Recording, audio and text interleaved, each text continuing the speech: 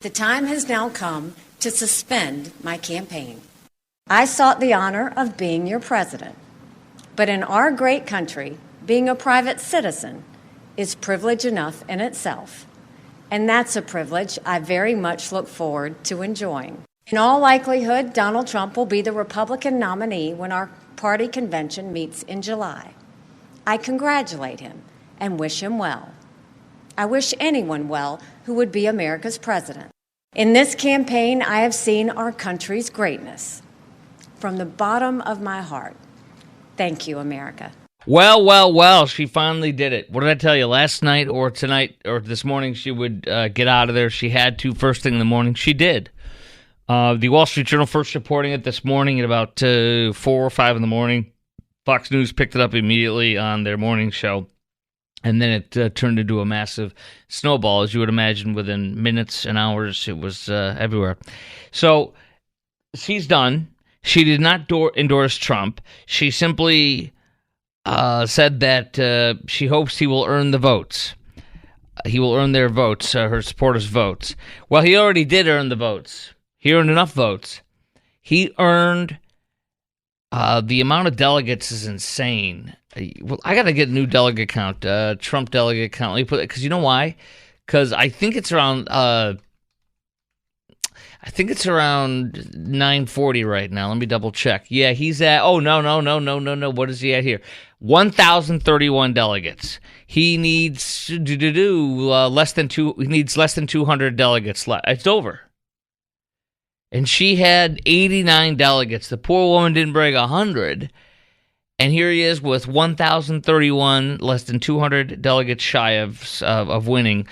It's just an incredible victory last night on Super Tuesday that I had the privilege of walking you through and being with you on that. Donald Trump released a statement this morning. Nikki Haley got trounced last night. Much of her money came from radical left Democrats. Very true. Not all of it, but at least half of it, or a lot of it. As did many of her voters, almost 50% according to the polls. At this point, I hope she stays in the race and fights it out until the end. I think that's being funny. I'd like to thank my family, friends, and the great Republican Party for helping me produce by far the most successful Super Tuesday in history, and would like to further invite all of Nikki Haley's supporters to join the greatest movement in the history of our nation. So there he is, inviting them. He says, Biden, all caps, Biden is the enemy. He is destroying our country. Make America great again. There you go. Well said. So that's what DJT said today, and the leftist Democrats are pouncing today. They think they got Trump by the you-know-whats. This is so embarrassing. A new memo that was released by the campaign chiefs of Joe Biden's campaign internally, of course, leaked. I'm sure they wanted it to. Listen to this. Listen to this. The results of last night's Super Tuesday contest, Joe Biden's campaign chiefs wrote in a memo, the results of last night's Super Tuesday contest cemented what we have known for some time now. Donald Trump limps into the general election as a wounded, dangerous, and unpopular candidate. The Republican nominee is cash-strapped, beleaguered by a host of external issues, and is running on an extreme agenda that is already proving to be a significant liability for key voting blocks that are critical to the pathway of the 270 electoral votes. Boy, do they have their heads up their butts. They could not be further from the truth. In fact, some polling troubles that when you read into the tea leaves from an NBC News, like top reporter, political reporter, or whatever, he tells the truth about interpreting the latest polls that have come out from New York Times and NBC News, and it's bad. But I will ask you a few questions. I want to hear from you right now at 800-288-WBAP, 800-288-9227 on News Talk 820 WBAP, and now on FM at 93.3. Make it a preset, by the way. I want to ask you, are you ready to forgive Nikki Haley? Are you ready to forgive and forget? Are you ready for that? And do you want Trump to pick Haley as his vice president? I mean, it's possible that you could, to say, well, let's get those moderates in that liked her. That would probably solidify it. And do you think almost all of Nikki Haley's voters will eventually vote for Trump in November?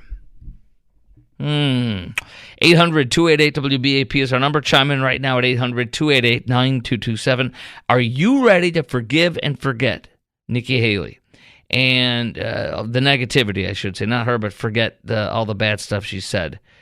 For example, stuff like this may be like him running for president might be survival mode to pay his legal fees and get out of some of the sort of legal peril. But this is like suicide for our country, she said last month. I mean, that's ridiculous. But I am ready to forgive and forget. I haven't forgiven 100%. There's still a lot of negativity and yuckity yuck in my mind and hard for her. But nonetheless, I'm pretty much ready to move forward because she conceded finally. My gosh. Last night I was driving home going, man, if you would just concede, I could let this go. And thank goodness she did this morning because this was getting so pathetic for her and embarrassing. And do you want Trump to pick her as vice president?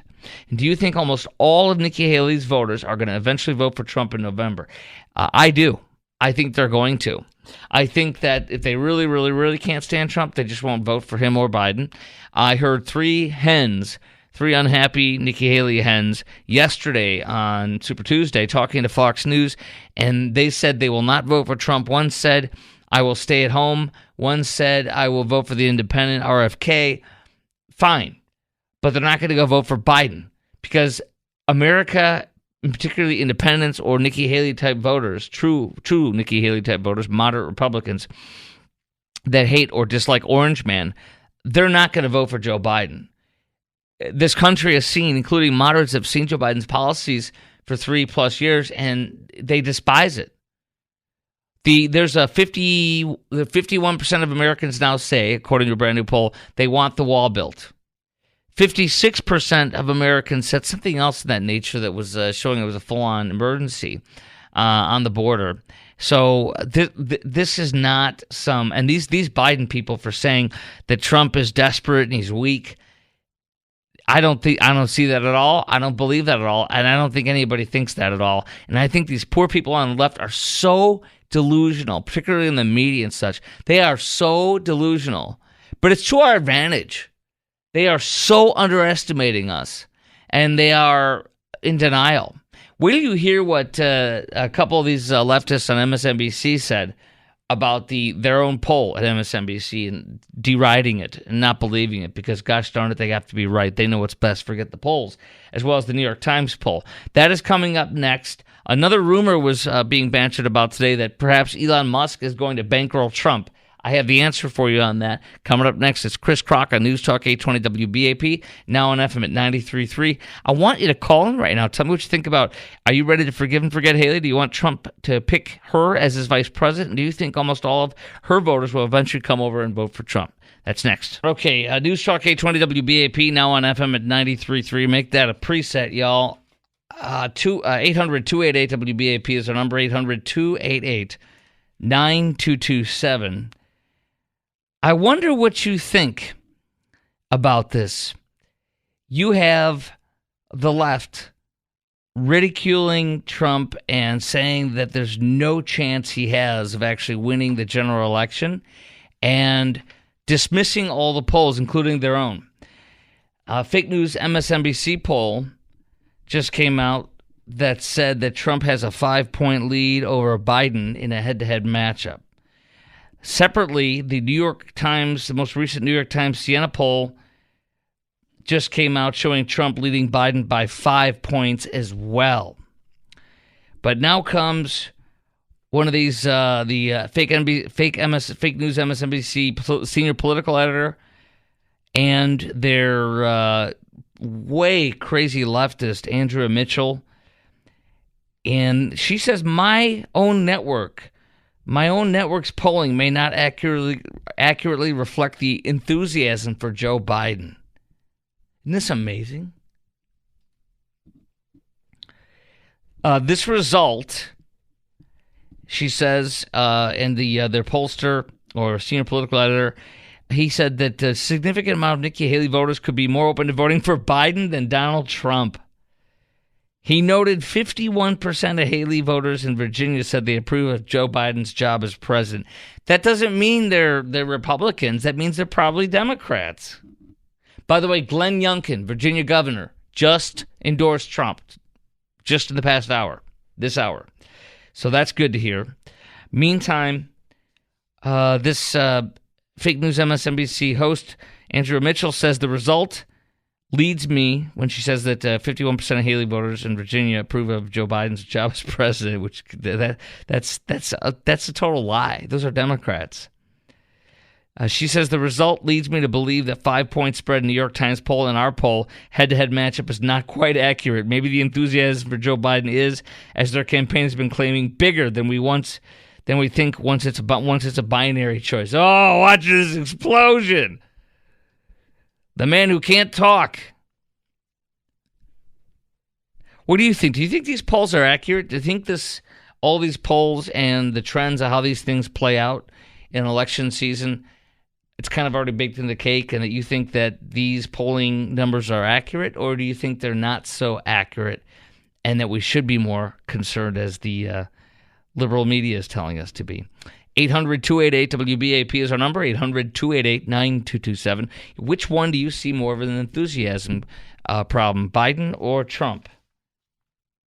Well, let me tell you what a couple things that have come out.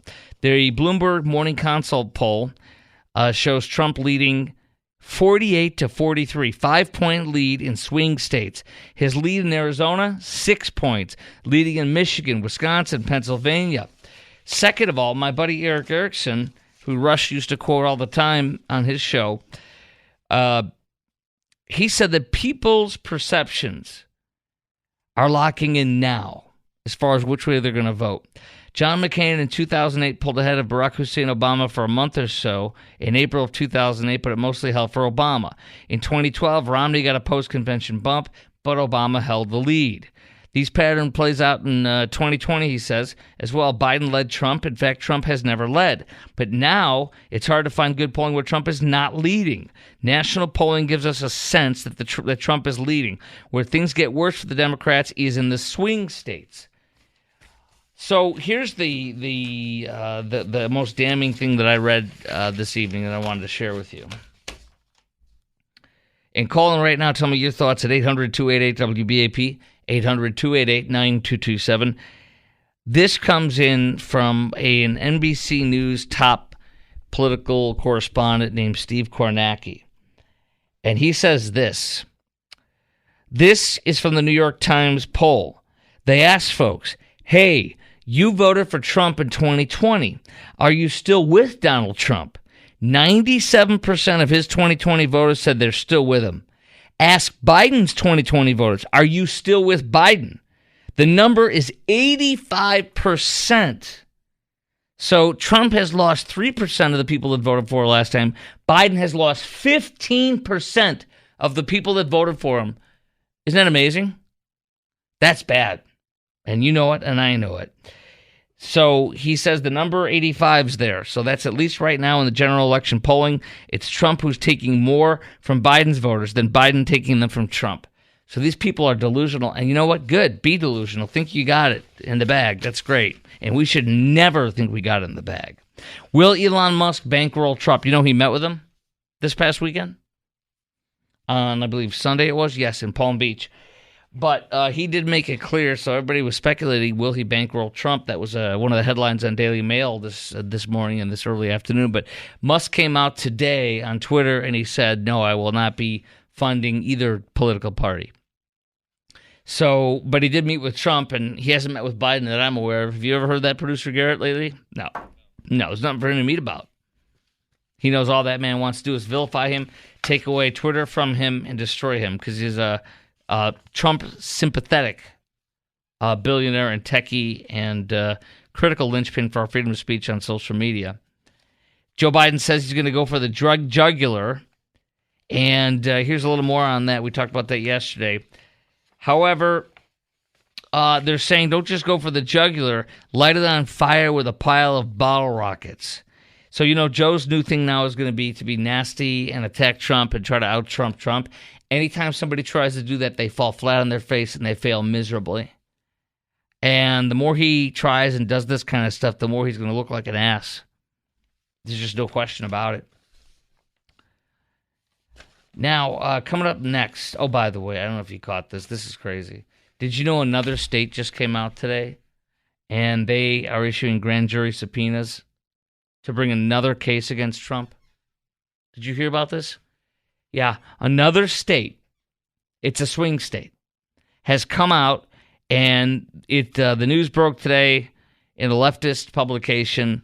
They're titillated, they're excited, and here it is. One of the swing states prosecutors in recent weeks issued grand jury subpoenas to multiple people linked to Donald Trump's 2020 campaign. It described as a sharp acceleration of the criminal investigation in this swing state into efforts to overturn Joe Biden's alleged victory in the state. That is coming up next. I will reveal that to you. They're trying to do another Big Fanny case.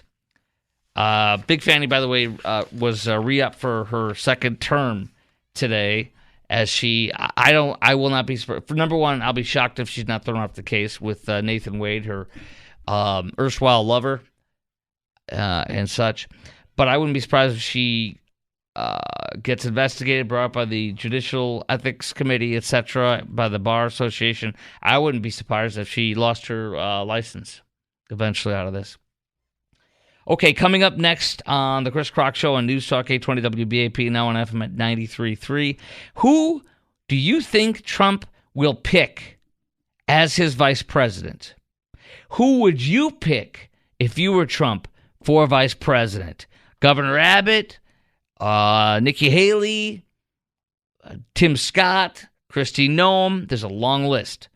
Who would you pick if you were Trump for your vice president? And who do you think Trump will pick as his VP? That's next. Chris Crock Show, News Talk 820 WB. I don't know if you heard Governor Abbott. I did not hear this on any of our news unless I missed it. Governor Abbott made a statement about vice presidential possibilities for him and Trump.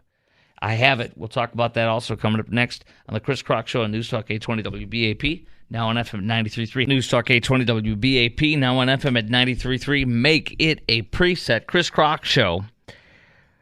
Arizona. Can you believe this? The Democrat Attorney General, this would never happen if it was a Republican. Arizona Democrat Attorney General has in recent weeks issued grand jury subpoenas to multiple people linked to Donald J. Trump's 2020 election campaign. The Politico, a very leftist magazine, whatever you want to call it, news magazine online, describes this as a sharp acceleration of their criminal investigation into efforts to overturn Joe Biden's alleged victory in the state. Can anybody tell me why this comes now? Why? What are we at? We're at March 2024. Why did it take them 3 years and 3 months to even start subpoenaing people? Does that make any sense to you? Because they literally see that Trump is trouncing, and they're afraid. But this is I'm going to tell you right now, I don't know what Arizona's like as far as the political stuff, but I can tell you this. I know of one of my good friends who's very conservative, like me, and evangelical like me, and he moved there from Chicago. He's a very successful business owner, married with 2 kids. And this crap is going to throw him and many folks on our side into a tizzy there and make them more adamant. And number 2, I think a lot of these people that were for Nikki Haley and not Trump are going to see this and go, this is I can't believe you're doing this here now too. I think that's going to make them, they're going to be like, feel like revolted by this. You know what I'm saying? Like just disgusted. Like, what are you doing? So Arizona prosecutors in recent weeks have, Breitbart reports, have issued grand jury subpoenas to multiple people linked to Donald Trump's 2020 campaign, says Politico. They say it's a sharp acceleration of their criminal investigation into efforts to overturn Biden's victory in the state. The state's Democrat Attorney General of the state of Arizona, Chris Mays, is nearing a decision on whether to charge Trump's allies in the state. You know they will. Because they got to rig this election, and they're losing. Look at this. In Arizona, Trump is up 5.5 points. What do you do when your opponent is beating you by 5.5 points? You put him in jail. What do you do when your opponent is beating in Nevada, neighboring Nevada, by 7.7%? Throw him in jail. Wisconsin by 1%. Throw him in jail. Michigan by 3.6%. Throw the man in jail. Pennsylvania, he is he down by 0.8? I can't tell what that means. In North Carolina, up 5.7. Georgia, 6.5. Wow. I remind you, these numbers are pretty baked in at this point, and most the trends for former President Hussein Obama, former contender, what's his name, McCain, the late John McCain, and the same thing for Romney. It's all baked in, and when it's at this point, it usually holds steady. It doesn't usually go pretty wild or anything like that. So this is bad. This is very bad. It's embarrassing that they want to throw him in jail. Now, I want to get to the vice presidential candidates. Our number, by the way, 800-288-WBAP, 800-288-9227. Are you okay with Nikki Haley being the vice presidential candidate with Trump? Do you think Trump would actually do that? You think he'd actually say, well, you know what? I can't stand her. She's way this and that, said horrible things about me. But you know what? I can easily scoop up her voters and win over the moderates by having her as my vice president. Do you think he actually would do that? Do you think she'd be a good choice? What about Tim Scott, African-American senator from South Carolina? Kristi Noem, the governor of, North Dakota? South Dakota, excuse me. They're all the same to me, North and South. I've been to South.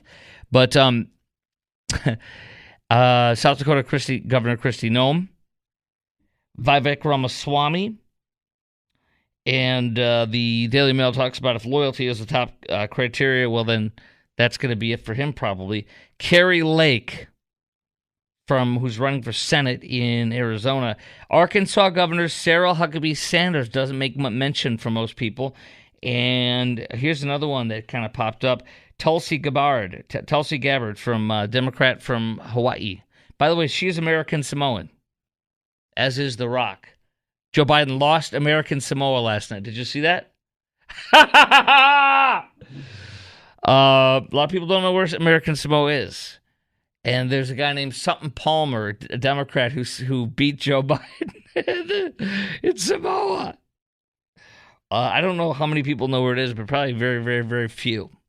I believe it is a tropical island, a chain of islands in the tropics or in Fiji area or something like that. Not Fiji, but nonetheless.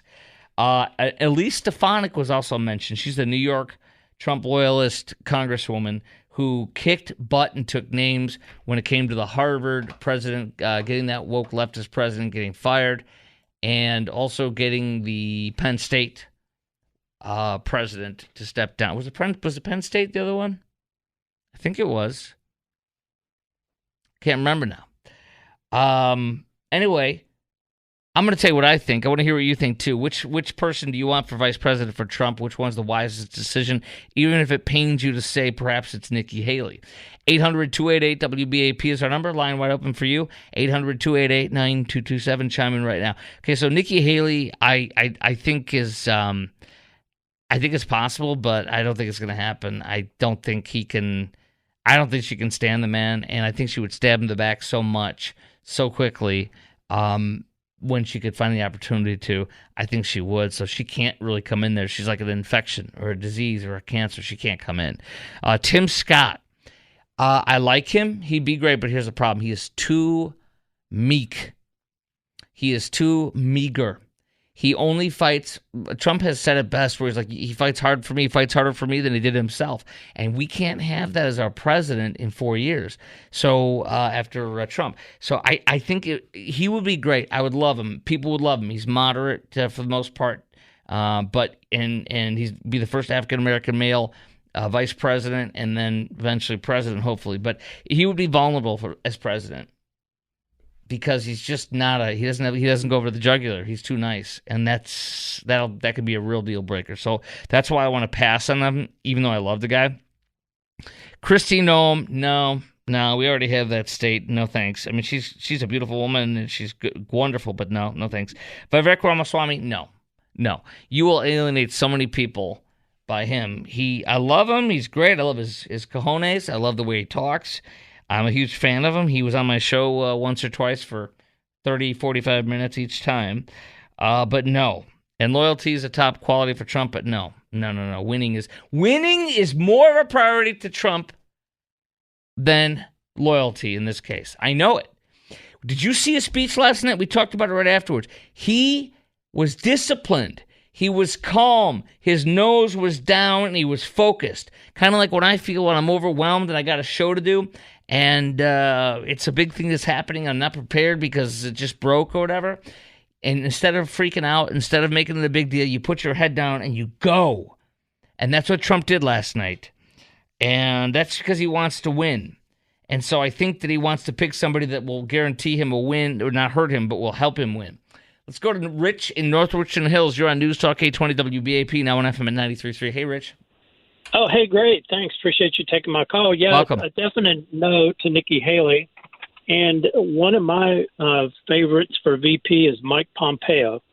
I like the strength of Pompeo. I don't think we just need another placeholder in VP. I think we need someone in there that's going to really get some things done and that knows how to do it, and has been in a couple of positions already and showed his strength. I do like Pompeo. There's some issues with him on certain things that have come out, but he's still open, I believe, to going back to work with him, with Trump. Right. So right. General Flynn, too. Yeah. Oh, absolutely. Both of them. Now, for Pompeo, I wouldn't be against a vice president, but I think he'd be better to go right back in to be.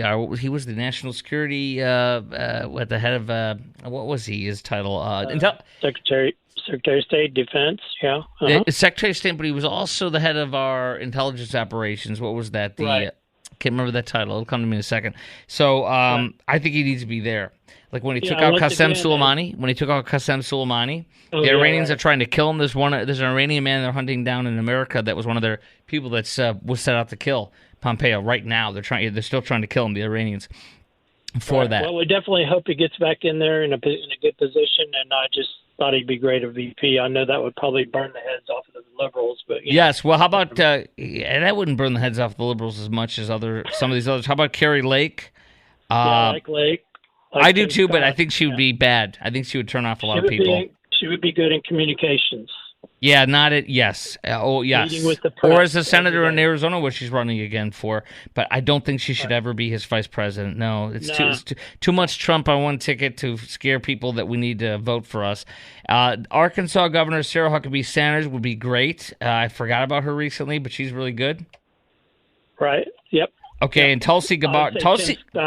Tim Scott would be my next choice after Pompeo. Well, Tim Scott's going to be wimpy for president, unfortunately. I love him. I love him very much. Mm-hmm. But he's not going to be strong. We're not going to win the presidency with him, unfortunately, when he runs. Tulsi Gabbard is being mentioned. I think that's a little too. She's not as much of a Democrat as people think. So I think that's kind of a no to me. It's kind of a net non-gain. Hawaii's not going to change their vote for Trump because of that. Elise Stefanik. Like Kristi Noem. Yeah. Yeah, I think she's great, but not for the vice president. And Elise Stefanik, maybe, but because Trump's even going to be doing some campaigning in New York. I got to roll, but I appreciate your call, Rich. Thank you very much. How about you? Who do you think will be Trump will pick as his vice president? Who would you pick if you were Trump? What about Abbott? Remember, Trump said Abbott? He's on a short list. What did Abbott say? I don't know if you caught this in the past 24, 40 hours. He did answer the question more firmly. Well, I'll tell you what it was, and we'll talk about if you think Abbott's going to be on that ticket with Trump. It's quite possible. It's the number one issue in America, the border. And he's the number one governor in America with the border, whether you like him or not. That's coming up next. Several lines open for you at 800-288-WBAP, 800-288-9227. Chris Crock Show, News Talk 820 WBAP, now on FM at 93.3. News Talk 820 WBAP, now on FM at 93.3. Make it a preset. 800-288-WBAP is our number, 800-288-9227. All right, who do you want for vice president for Donald J. Trump? You want Tim Scott, Kristi Noem, Nikki Haley, Carrie Lake, Elise Stefanik, Sarah Huckabee Sanders, not Sarah Huckabee Sanders, and then Tulsi Gabbard, former Democrat Congresswoman Elise Stefanik. But what about Governor Abbott? Governor Abbott.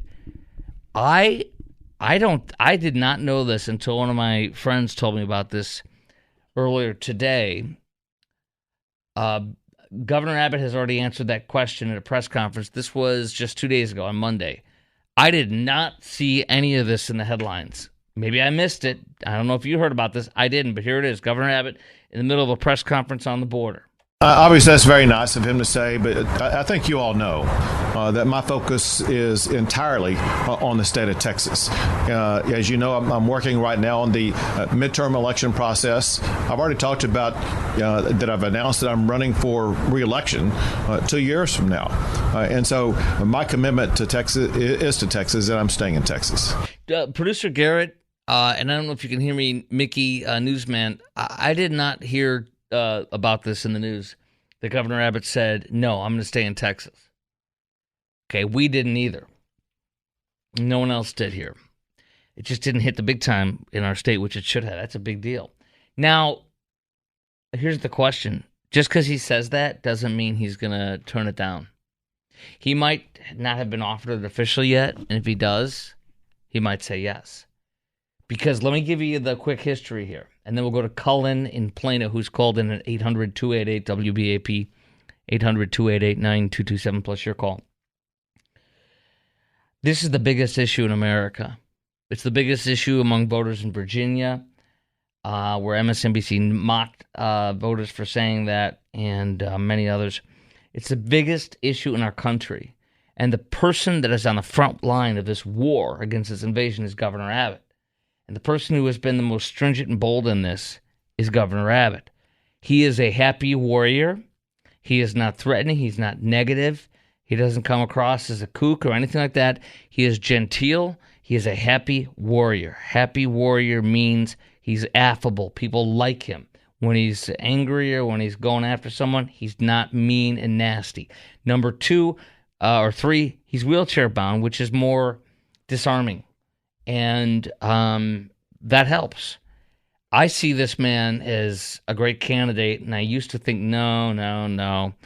I think this is a big deal. And I'm not convinced he'll be the guy he picks at all, Trump picks, but he should be considered, and he is. Interesting. Cullen in Plano, you're on News Talk 820 WBAP, now on FM at 93.3. Hello, Cullen. Oh, sorry, I got to push the button. There you are. Sorry about that. That's okay. My suggestion would be Rand Paul. He's a fighter. He's brave. He stands up for what's right in the Constitution.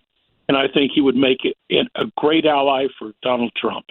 I think that I like him a lot. I like Rand Paul a lot, but I think he's like a Ted Cruz. He's a gadfly in a good way. He is a rebel rouser in a good way, and he's perfect where he's at as a senator. I don't think he would have any appeal to the Trump ticket, except for people like you and me who are already going to vote for Trump. And Kentucky's not a swing state. So I don't see the positive other than you and I would like to have him there, but I don't see it. Okay, just my suggestion. No, it's all good. I mean, if you have any comments, what about Abbott or any of the other people that were mentioned? No's on all those and just Rand Paul? And if you did pick Rand Paul and he won, I'd be happy. But I think Rand Paul's going to be a liability, not an asset, because it's like having 2 Trumps on a ticket. Yeah, but at least Rand Paul would have a shot of having another 8 years. Yeah, but I don't think he would get elected. I think he's I love him. I love 99% of what he does. But I think he's too far out there for average folks and doesn't have a record of an executive that Trump does. I don't think it would help. But I appreciate your call, Colin. Thank you. All right, we don't have time for Betty. All right, Betty in Dallas will pop you on coming up next, plus your call, 800-288-WBAP. Who do you think will be Trump's pick for VP, and who would you pick if you were him? All right, next, Joe Biden. Also, we're going to add this one to the fold. Bumbling Joe Biden freezes for 15 seconds again. Hillary says it's time to accept the reality that he's old, and more on that coming up next.